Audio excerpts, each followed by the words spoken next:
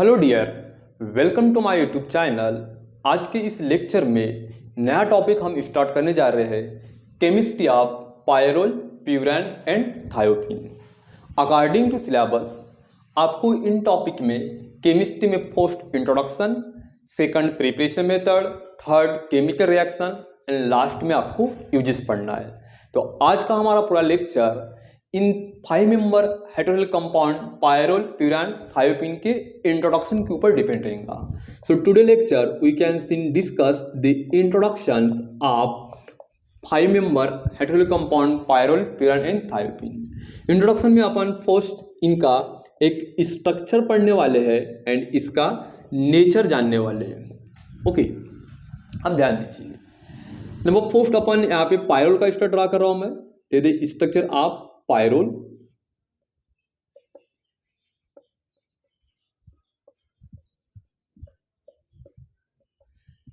these are structure of प्यूरैन,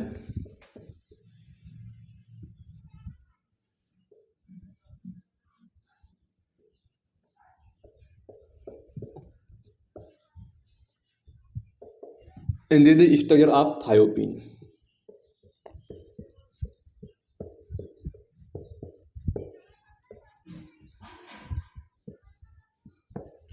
इसको अपन ऐसा भी राइट कर सकते हैं, just like to here that. और आपको बुक में ऐसा इसको दिखेगा, ऐसा दिखेगा नहीं। समझने के लिए मैंने इसको ड्रा किया हूं। Same they are the furan structure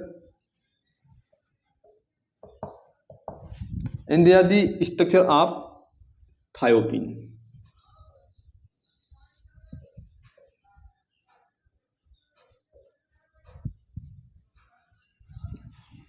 अब देखिए, इंट्रोडक्शन लेवल में स्ट्रक्चर की बात करते तो ये रहा आपका पायरोल, प्यूरैन और ये रहा आपका thiophene. Okay, this overall for the thiophene, this overall for the furan and this they are the pyrrole. तो बेसिकली इसको 5 मेंबर क्यों बोला गया? क्योंकि इस कंपाउंड को डेवलप करने के लिए, एक साइक्लिक रिंग को डेवलप करने के लिए 5 मेंबर इन्वॉल्व हुए। First, second, third, fourth, fifth. ये भी 5 मेंबर दिखेंगे, यहाँ भी आपको 5 मेंबर दिखेंगे करके ये अपने अंदर 5 मेंबर हेटेरोजेनस कंपाउंड है। सेकंड इंपॉर्टेंट टर्म्स, इसको हेटेरोसाइक्लिक क्यों बोला गया? क्योंकि इस रिंग को डेवलप करने के लिए 2 टाइप के एलिमेंट इन्वॉल्व हुए। First carbon and second nitrogen. यहाँ पे कार्बन एंड नाइट्रोजन है, इसमें carbon with oxygen, carbon and oxygen है। इस रिंग को डेवलप करने के लिए कार्बन एंड सल्फर दिखेगा। इसमें जो अगर कोई cyclic compound more than 1 element से डेवलप होती तो उनको अपन हेटेरोसाइक्लिक बोलेंगे करके इनको हेटेरोसाइक्लिक कंपाउंड बोला गया। पायरोल में जो हेटेरो एटम होता है ये नाइट्रोजन है, प्यूरैन में हेटेरो एटम ऑक्सीजन है और सल्फर में हेटेरो एटम थायोपीन में हेटेरो एटम सल्फर है। इनका अगर मॉलिक्यूलर फॉर्मूला अगर डिस्कस करते हैं अपन तो इसमें बेसिकली 3 मॉलिक्यूल दिखे, 3 एलिमेंट दिखेंगे, कार्बन, हाइड्रोजन एंड नाइट्रोजन। तो पूरे ओवरऑल स्ट्रक्चर में कार्बन के मॉलिक्यूल 4 है, हाइड्रोजन 5 है, 1 2 3 4 5 एंड नाइट्रोजन 1 है। इस स्ट्रक्चर में आपको 3 टाइप के एलिमेंट दिखेंगे, कार्बन, हाइड्रोजन एंड ऑक्सीजन। पूरे स्ट्रक्चर में कार्बन 4 आ रहे हैं, हाइड्रोजन 4 है एंड ऑक्सीजन 1 है। ओके, इस स्ट्रक्चर में आपको बेसिकली 3 एलिमेंट दिखेंगे, कार्बन, हाइड्रोजन एंड सल्फर। इसमें देखो कार्बन कितने टोटल 4, हाइड्रोजन 4 एंड सल्फर 1। अब बात करते हैं नंबरिंग। इसकी हेटेरोजेनस कंपाउंड में always numbering from hetero atom से हुआ करती। First, second, third, fourth, fifth, 1 2 3 4 5, 1 2 3 4 5। ठीक है, जैसे कि इसको अपन यहाँ पे 1 2 3 4 5, again to the 1 2 3 4 5 and again to the 1 2 3 4 5। Okay, तो इसका ये रहा general molecular formula of the pyrrole, furan and molecular formula of the thiophene. इसका मॉलिक्यूलर फार्मूला C4H5N1, इसका C4H4O1 for furan and C4H4S1 for thiophene. तो ये structure की बात होती है। Okay, first to take your screenshot. आपको ये क्लियर हो गया। ओके, अब बात करते हैं इसकी नेचर। तो हेटेरोसाइक्लिक कंपाउंड एक तो एलिफेटिक नेचर के होते हैं, नहीं तो फिर एरोमेटिक नेचर के होते हैं। लेकिन ये तीनों कंपाउंड जो है पायरोल, प्यूरैन, थायोपीन, इनका अगर केमिकली नेचर देखोगे तो एरोमेटिक है। ओके, तो इनकी नेचर के ऊपर अपन स्टडी करते, तो तीनों के तीनों कंपाउंड अपने अंदर एरोमेटिक है। तो अपन one by one aromatic property अपन डिस्कस करेंगे पायरोल, प्यूरैन और थायोपीन। तो first we can see doing the aromaticities of pyrrole, फिर अपन डिस्कस करेंगे प्यूरैन, देन थायोपीन। तो एरोमेटिसिटीज एक्सप्लेन करने के लिए कुछ रूल होते हैं। एरोमेटिसिटी अथवा aromaticity of the pyrrole are pyrrole aromatic in nature, aromatic in nature, pyrrole का नेचर एरोमेटिक है। अब क्यों है वो अपन डिस्कस कर रहे हैं। अब देखिए ये रहा उसका स्ट्रक्चर।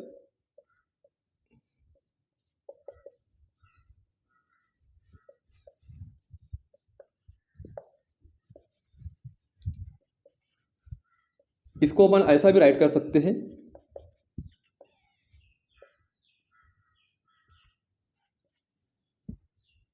ओ।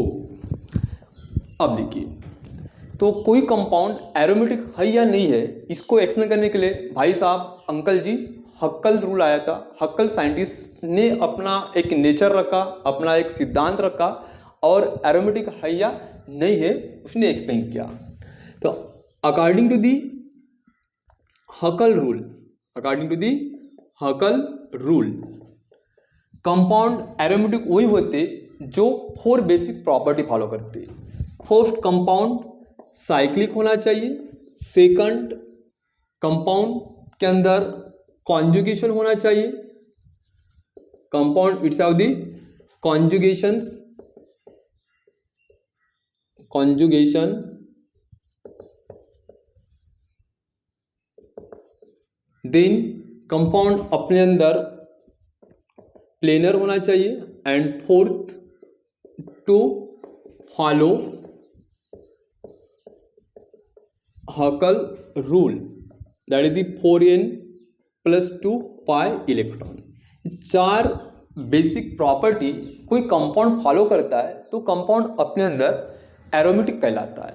और ये चारों के चारों हक्कल की प्रॉपर्टी पायरोल फॉलो करता है। ओके, करके पायरोल एरोमेटिक है। अब वो कैसे फॉलो करता है वो अपन डिस्कस कर रहे हैं। अब ध्यान दो, फर्स्ट हक्कल के मुताबिक कंपाउंड साइक्लिक होना चाहिए, वो है।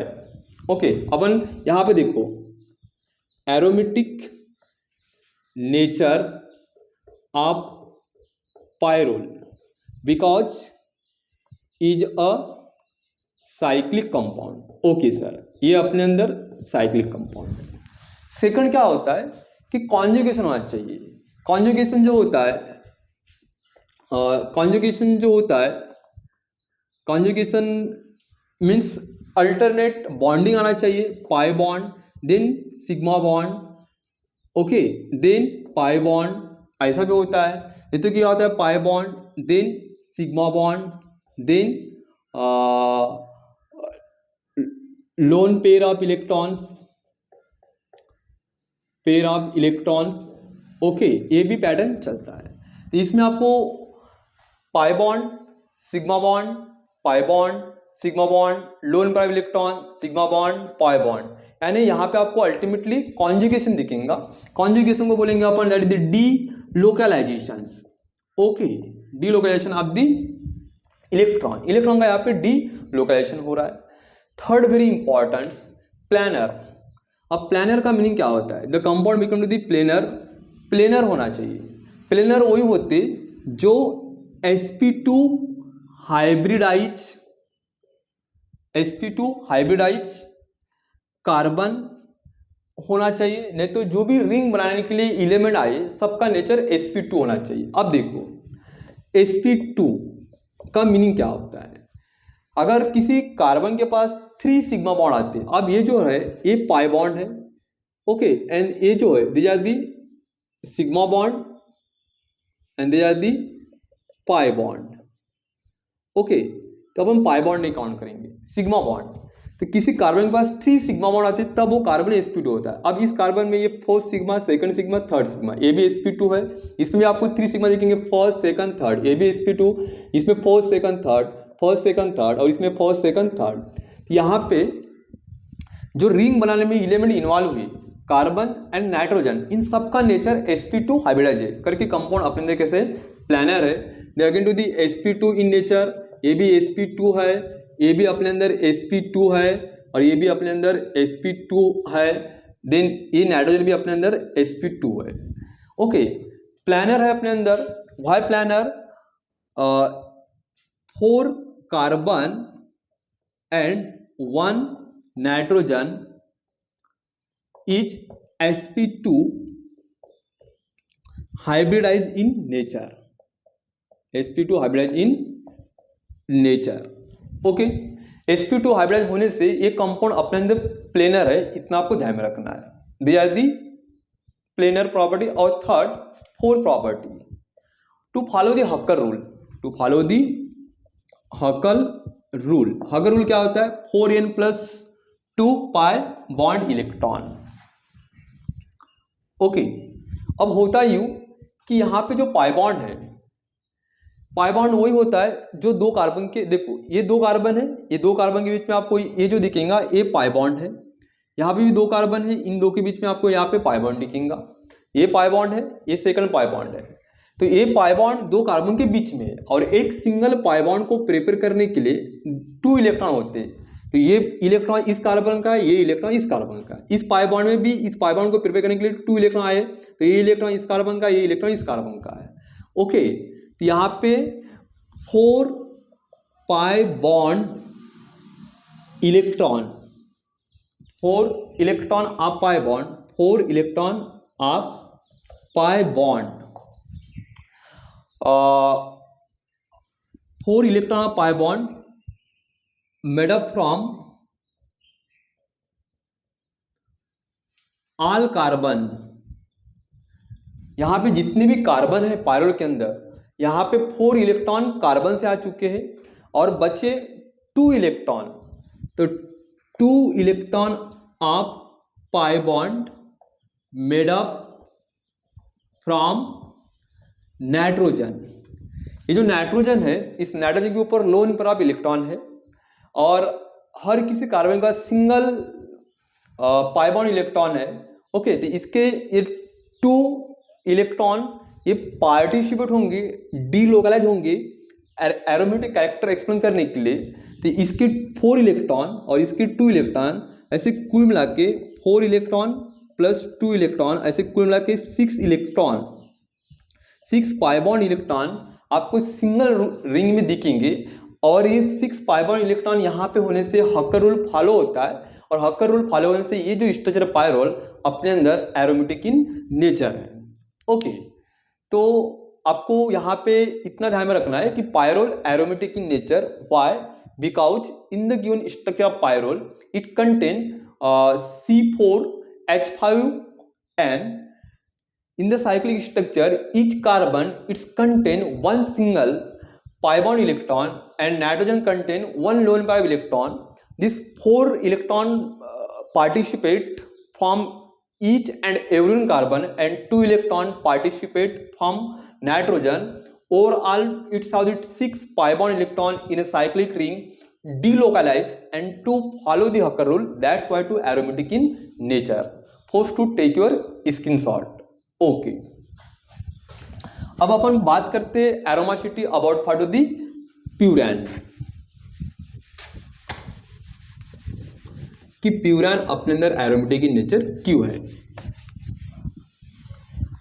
तो study about for the aromaticity of furan. Furan की हम एरोमासिटी पढ़ने वाले हैं। तो प्यूरैन का एक सिंपल और आसान सा स्ट्रक्चर आपके आगे,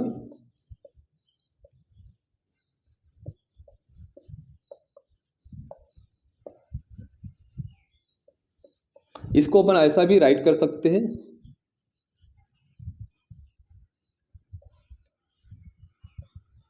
अब देखो सेम ये पायरोल के समान से, बाकी कुछ नहीं है। अब देखिए होता यूं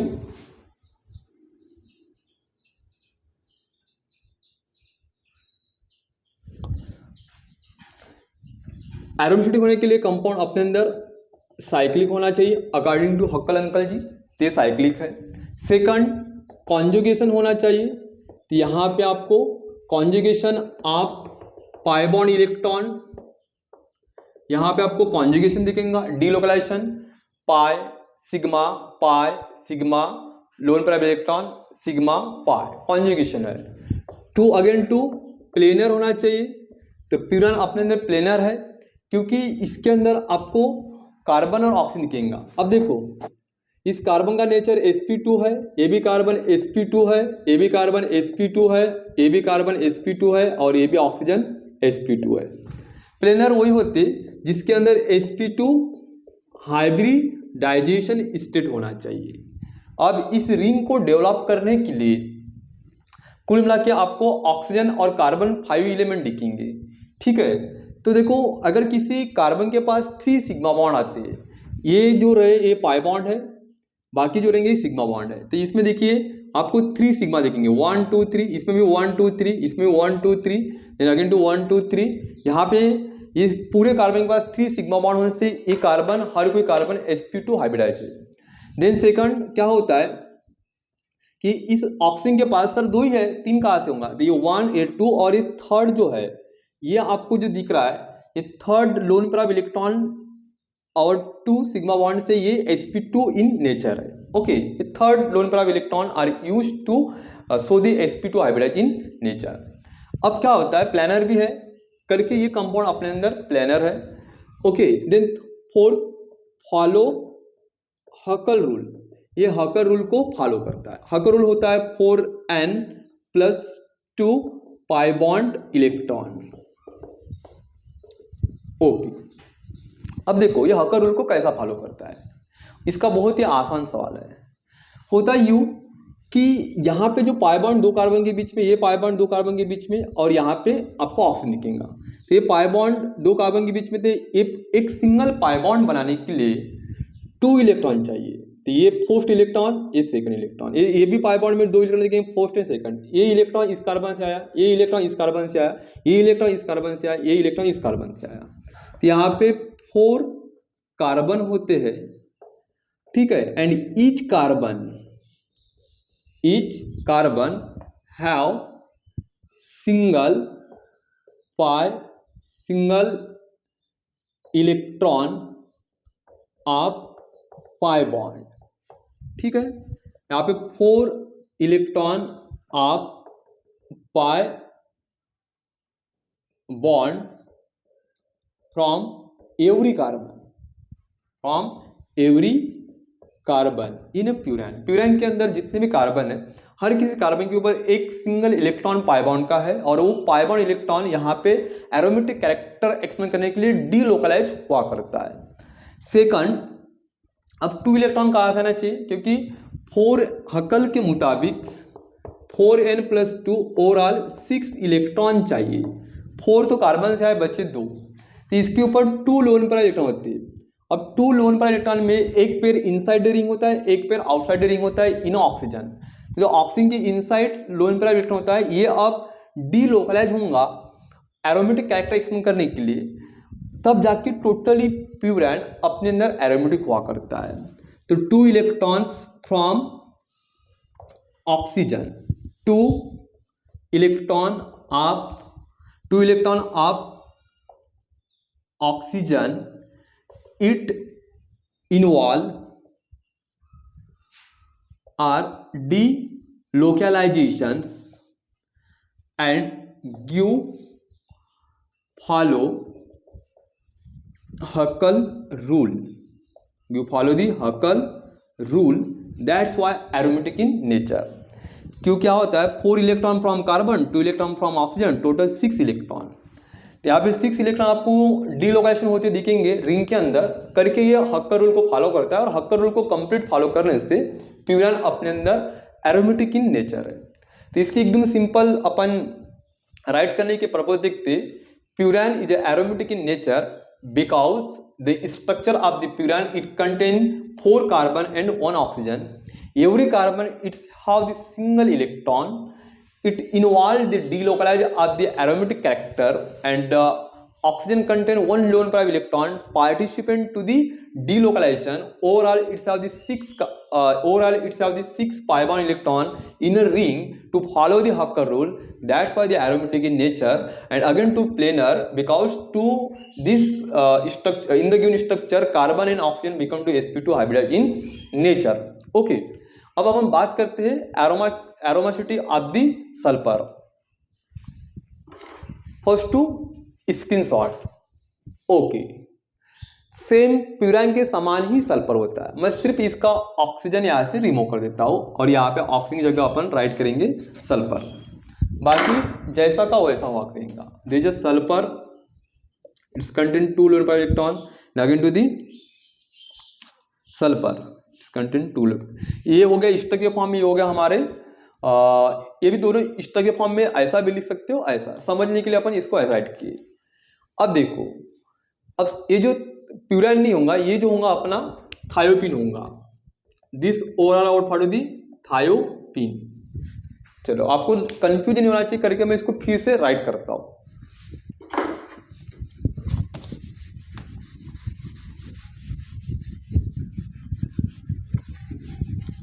सो now doing about part of the aromaticity of thiophene, कि थायोपिन एरोमेटिक इन नेचर क्यों है. अब यहाँ पे ध्यान देना है, थायोपिन का एक सिंपल और आसान एक स्ट्रक्चर है. थायोपिन अपनी दुनिया में काफ़ी खुश है. The nature of the thiophene become to aromatic in nature. But क्यों एरोमेटिक है sir, why do this aromatic nature of the thiophene. Okay, इसको अपन ऐसा भी राइट कर सकते हैं. एरोमेटिक वही होते जो हकल अंकल जी को फॉलो करते. जिस कंपाउंड ने हकल अंकल जी को फॉलो नहीं किया, वो अपने अंदर एक तो एंटी एरोमेटिक हुआ करेंगे, नहीं तो फिर नॉन एरोमेटिक. ओके, ध्यान दो आप इधर. नंबर फर्स्ट, एरोमेटिक के लिए कंपाउंड साइक्लिक होना चाहिए, वो तो है यहाँ पे दिख ही रहा है. ओके, देन कंपाउंड्स साइक्लिक के अलावा कंपाउंड के अंदर कॉन्जुगेशन होना चाहिए. It's have the conjugations. इसी को किसी किसी बुक में डी लोकलाइजेशन बोला गया, वो भी यहाँ पे है. Pi sigma pair of electrons again to sigma then pi. यहाँ पे आपको कॉन्जुगेशन दिखेगा. थर्ड कंपाउंड अपने अंदर प्लेनर होना चाहिए.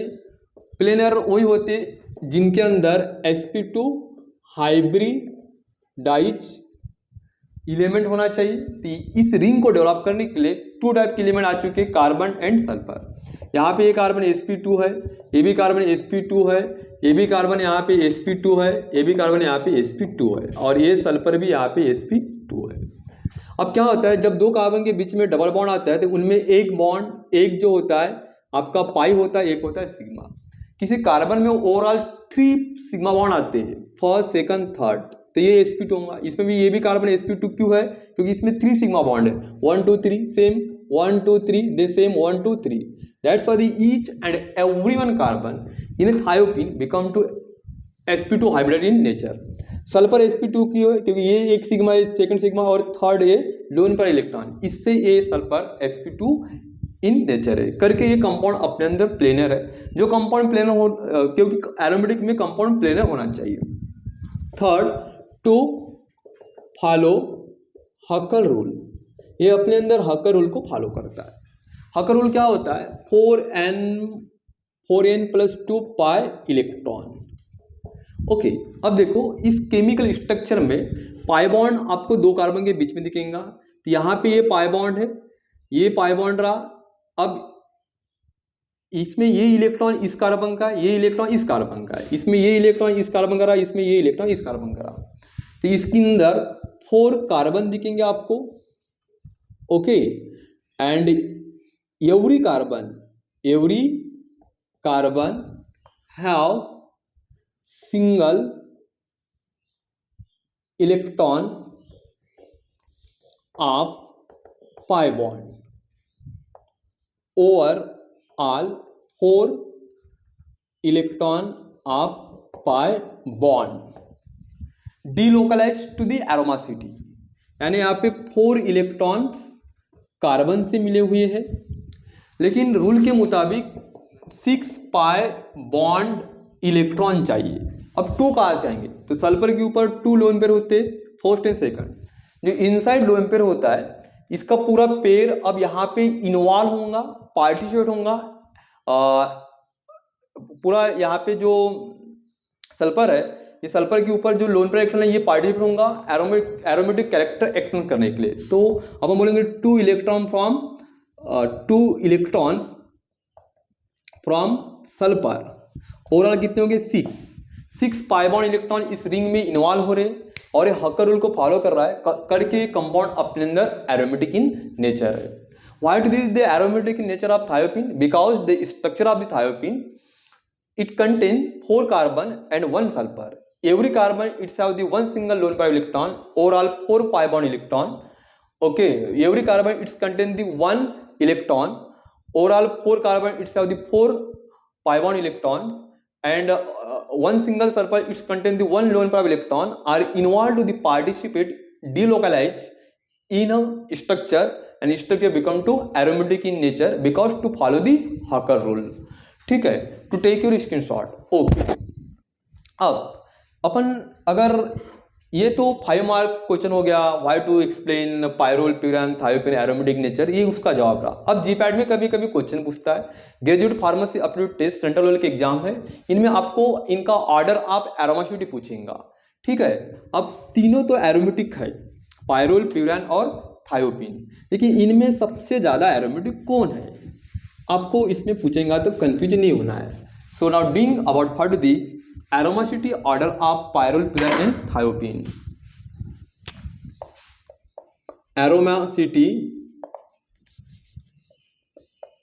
Aromaticity order of pyrrole furan and thiophene. अब देखो, सबसे ज्यादा एरोमेटिक होता है thiophene. Thiophene is more aromatic as compare to pyrrole, and pyrrole is more aromatic as compare to the furan. अब हेट्रोसाइक्लिक में जो एरोमेटिसिटी होती है, एरोमेटिसिटी डिपेंड्स अपॉन इलेक्ट्रोनेगेटिविटी।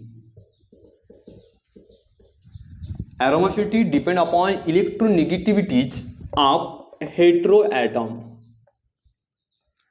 अब पायरोल के केस में हेट्रो एटम ऑक्सीजन हुआ करता है, सॉरी प्यूरान के केस में हेट्रो एटम ऑक्सीजन हुआ करता है, पायरोल के केस में हेट्रो एटम नाइट्रोजन हुआ करता है, एंड थायोपीन के केस में हेट्रो एटम सल्फर हुआ करता है। इनमें सबसे ज्यादा इलेक्ट्रोनेगेटिव होता है oxygen. Oxygen more electronegative as compare to nitrogen, nitrogen more electronegative as compare to the sulphur. ठीक है, द ऑर्डर ऑफ इलेक्ट्रोनेगेटिविटीज। अब क्या होता है, जो एलिमेंट सबसे ज्यादा इलेक्ट्रोनेगेटिव होगा, जैसे कि आप अगर देखोगे पायरोल के केस में यह ऑक्सीजन बहुत ज्यादा इलेक्ट्रोनेगेटिव है, सॉरी प्यूरान के केस में ऑक्सीजन बहुत ज्यादा इलेक्ट्रोनेगेटिव है, पायरोल के केस में नाइट्रोजन ये इलेक्ट्रोनेगेटिव लेकिन इसके कंपेयर में कम है। ओके, एंड थायोपीन के स्ट्रक्चर में सल्फर ये इलेक्ट्रोनेगेटिव है लेकिन बहुत काफ़ी कम है। अब क्या होता है, जो ज़्यादा इलेक्ट्रोनेगेटिव होता है वो कम एरोमेटिक होता है, क्योंकि ज़्यादा इलेक्ट्रोनेगेटिव होने से ये पेयर ऑफ इलेक्ट्रॉन यहाँ पे डीलोकलाइज इजीली हो नहीं पाएंगे। कम इलेक्ट्रोनेगेटिव होने से इजीली पेयर ऑफ इलेक्ट्रॉन्स जो होते हैं हेट्रो एटम के ऊपर वो डीलोकलाइज होने में पार्टिसिपेट करेंगे। जितने ज़्यादा इजीली डीलोकलाइज होंगे उतना ज़्यादा एरोमेटिक रूल होगा, हकर रूल इजीली फॉलो होगा करके thiophene more aromatic as compare to pyrrole, and pyrrole is more aromatic as compare to प्यूरान।